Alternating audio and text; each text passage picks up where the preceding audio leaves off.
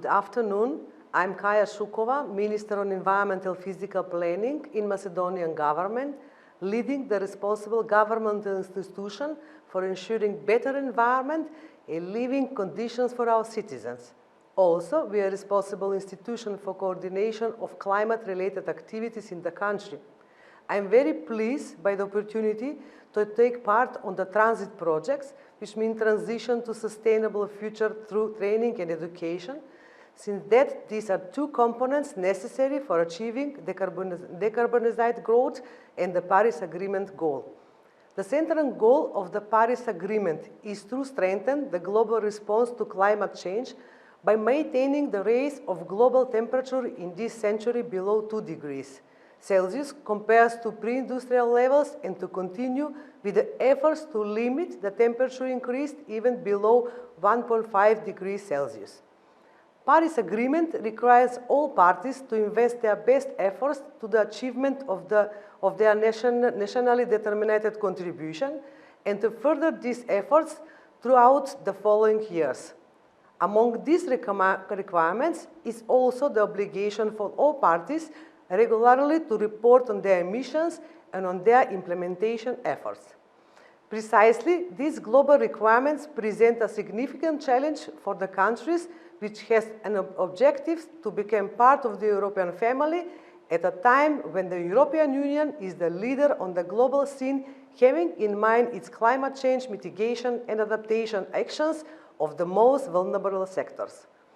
EU has one of the most comprehensive legal compilations in its climate legislation, and it relies on knowledge, strong institutional and technical capacities, and human capital.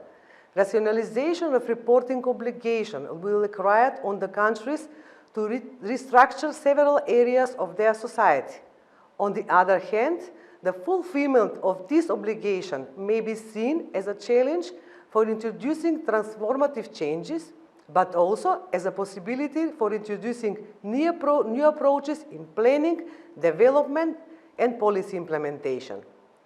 Building the so-called climate-resilient society by ensuring low-carbon growth and development should be based on synergy approach and minimizing negative consequences in the general development and climate policy. This would mean to encourage the increase of ambitions in every next cycle of the national contributions of the parties towards the Paris Agreement by analyzing and proposing policies and measures which implementation result in maximizing the co-benefits as potential for general, quiet green, quiet jobs, health co-benefits, etc. Of course, the probability for success from introducing a specific new policy in the mid and long term in large percent depends on the acceptance and the clarity of that policy, which requires raising awareness and involvement of the public. This is an element which has to be addressed in parallel with the aspects of building institutional and technical capacity. Similar to this, the development strategies and investment plans should integrate climate factors and special and urban plans, as well as sector policy in the energy sector, transport as well, water management, agriculture, forests, biodiversity and nature should be focused on ensuring low carbon development and growth, and should be adapted to the projected climate change impacts. Such integrated approach requires adaptation of education, research and development systems. The analysis of SDG 13 targets may show that there are gaps in the policies which implementation would at the same time lead to achieve SDG 4 in goal on quality education.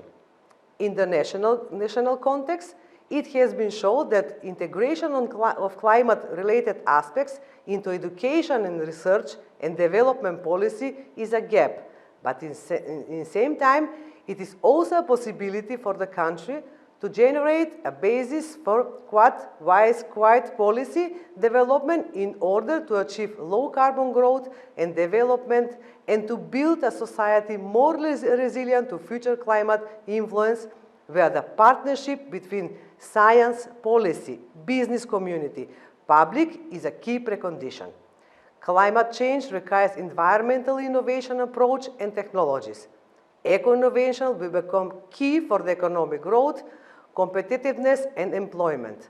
The prerequisites for the new job creation, economic growth and welfare of the population in Europe are efficient environment innovation which required high environmental protection standards in combination with a wide range of other economic instruments, value-added tax, reduction for energy efficient goods and services, green public procurement, etc. In the national context, this means inclusion of climate aspects in the industrial and innovative policy and cross-referencing SDG 9 on industry, innovation and infrastructure with SDG 12 on sustainable consumption and production. Thank you.